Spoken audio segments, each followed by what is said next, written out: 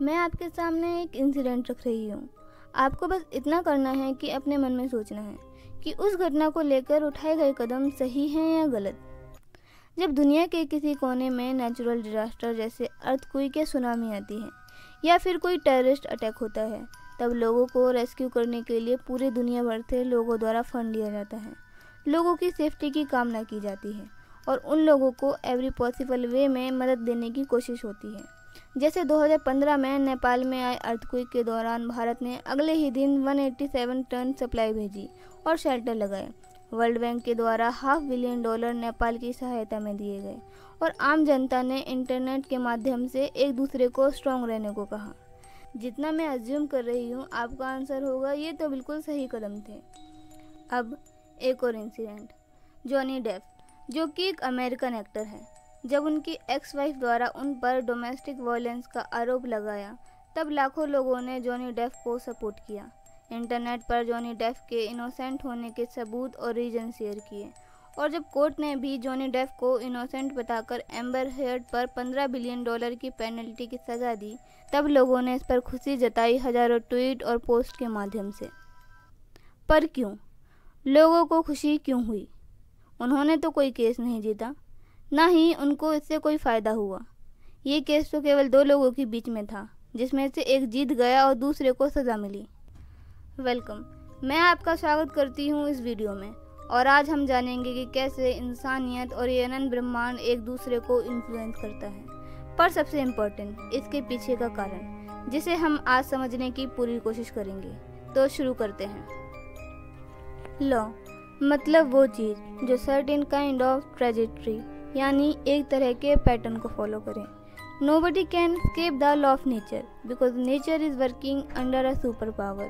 Universe mainly 12 laws पर चलता है और हम आज एक ऐसे ही यूनिवर्सल प्रिंसिपल को समझेंगे जो हमारी एग्जिस्टेंस को रेगुलेट करता है और इस लॉ को कहते हैं the law of divine oneness. ये 12 लॉज में से सबसे पहला लॉ है जो कहता है कि हम सब आपस में कनेक्टेड हैं और हमारी सोच, इमोशन, बिलीफ पूरी यूनिवर्स को अफेक्ट करता है।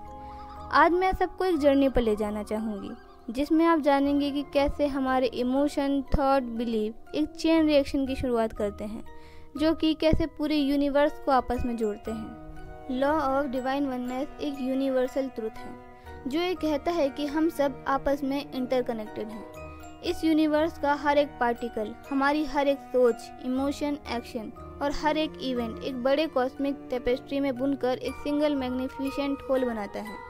ये प्रिंसिपल हमें ये सिखाता है कि हम जो भी करते हैं, सोचते हैं, फील करते हैं, उसका रिपल इफेक्ट पूरे यूनिवर्स में होता है। बट एक्चुअल में the law of divine oneness है क्या?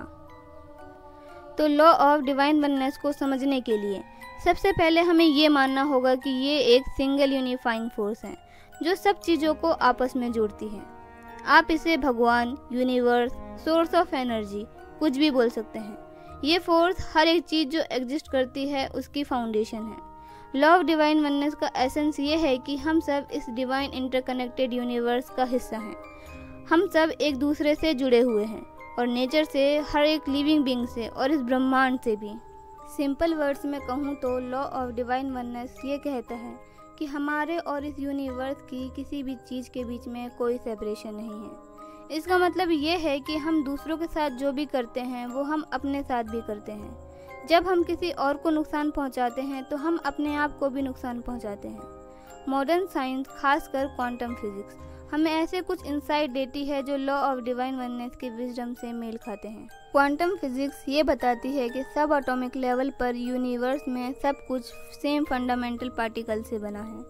ये पार्टिकल एक कांस्टेंट फ्लक्स में होते हैं, एक दूसरे के साथ इंटरेक्ट करते हुए।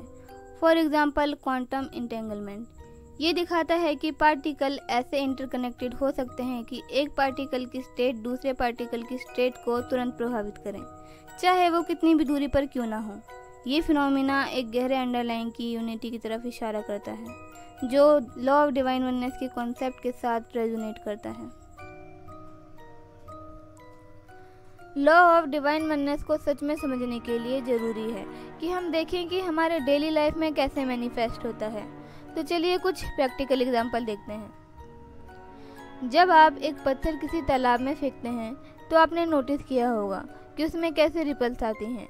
रिपल्स उन वेव्स को कहा जाता है जो पानी पर बनती हैं और उसके किनारों को छूकर ख़त्म हो जाती हैं। ठीक ऐसे ही जब आप एक छोटा सा एक्ट ऑफ काइंडनेस करते हैं, जैसे कि किसी के बुरे समय में उसको ये एहसास दिलाकर कि आप उसके साथ हैं, या किसी अनजान व्यक्ति को एक जेन्युइन स्माइल के साथ देखना, या उसको फिर प्यारा सा कॉम्प्लीमेंट देना, आपका एक छोटा सा एक्शन भी उस व्यक्ति पर गहरा इम्पैक्ट डाल सकता है। और ये इम्पैक्ट इतना गहरा हो सकता है कि वो मिलियंस ऑफ लाइफ पलक झपकते ही बदल दे। जब आप किसी इंसान को काइंडनेस के साथ ट्रीट करते हैं तो उसके मन में अपने आप ही काइंडनेस की फीलिंग भर जाती है और इसके बाद आपकी काइंडनेस का रिसिपिएंट पॉजिटिव फील करता है और वही व्यक्ति एक ऐसा रिपल इफेक्ट क्रिएट कर सकता है जो कि अनेक ज़िंदगियों को बदल दे।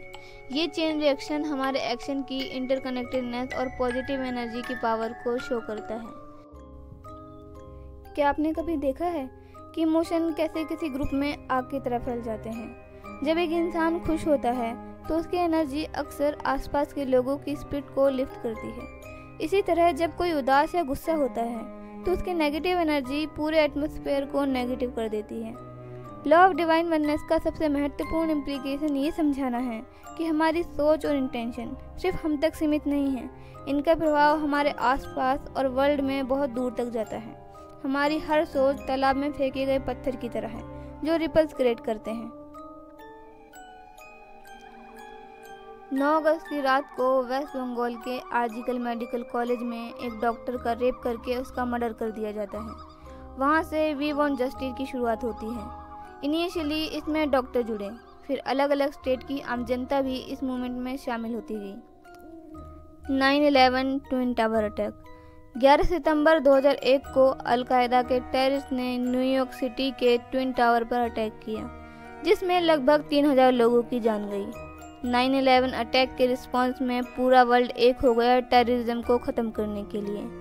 यूएस और उसके अलाइज ने वॉर ऑन टेरर शुरू किया, जिसने अफगानिस्तान और इराक में युद्ध को जन्म दिया और इंटरनेशनल रिलेशन और सिक्योरिटी पॉलिसी में बड़े बदलाव किए गए। अक्टूबर 2017 में हॉलीवुड प्रोड्यूसर हार्वी वेनस्टाइन पर सेक्सुअल हरेसमेंट और असॉल्ट का आरोप लगा। इस घटना ने पूरी हॉलीवुड इंडस्ट्री को हिलाकर रख दिया। तब अलीसा मिलानो ने ट्वीट किया, अगर सब औरतें जिन्हें सेक्सुअल हरेसमेंट या असॉल्ट से गुजरना पड़ा #मीटू ट्वीट करें, तब लोगों को समझ में आएगा कि समस्या कितनी बड़ी है। ये घटना जंगल में आग की तरह फैली और इसके परिणाम स्वरूप दुनिया भर में खासकर औरतों ने अपने पर्सनल एक्सपीरियंस शेयर किए और लोगों ने #मीटू ट्वीट करना शुरू किया, जिससे शुरुआत हुई #मीटू मूवमेंट की। इस मूवमेंट ने मासेस को इन्फ्लुएंस किया, जिससे अवेयरनेस बढ़ी और डिस्कशन शुरू हुए सेक्सुअल मिसकंडक्ट और वर्क प्लेस पर हैरेसमेंट के। पर अब सवाल ये उठता है कि ये सारे इंसिडेंट तो केवल एक इंसान, एक जगह या वर्ल्ड के किसी कोने के हैं, तो इसने इतने बड़े लेवल पर मासेस को कैसे इन्फ्लुएंस किया? जो घटना हमारे साथ हुई ही नहीं, हम उस घटना को लेकर इतने सेंसिटिव और संवेदनशील क्यों हुए? तो इसका आंसर होगा the law of divine oneness, जो कहता है कि हम सबके इमोशन, फीलिंग, थॉट और हम खुद भी एक दूसरे से इंटरकनेक्टेड हैं। एक पर्सन के थॉट और इमोशन अफेक्ट करते हैं दूसरे को और दूसरे के तीसरे को। ऐसे ही रिपल इफेक्ट क्रिएट होता है, जो एक चेन रिएक्शन है, जहां मिलियंस ऑफ लाइफ एक झटके में अफेक्ट हो जाती हैं। हम सब एक दूसरे को और इस पूरे यूनिवर्स को अफेक्ट करते हैं। ये कलेक्टिव कॉन्शियसनेस है, जहां कई इंडिविजुअल एक जैसा फील और एक्ट करते हैं। ये एक और मैनिफेस्टेशन है लॉ ऑफ डिवाइन वननेस का।